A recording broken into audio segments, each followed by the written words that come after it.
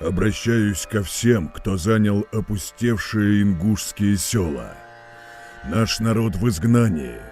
Все, что накопили наши предки, досталось вам. Пользуйтесь.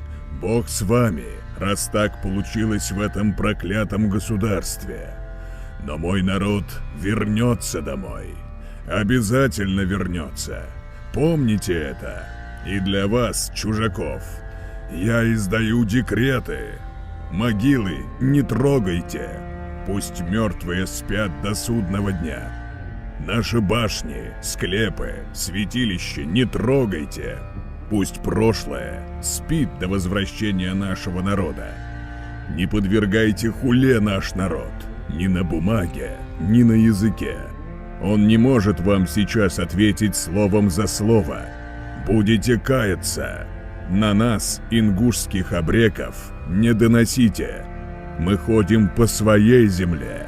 Когда наши люди вернутся домой, уходите туда, откуда вы пришли. Тихо и без скандала. Мой народ ответит каждому из вас за добро и за зло.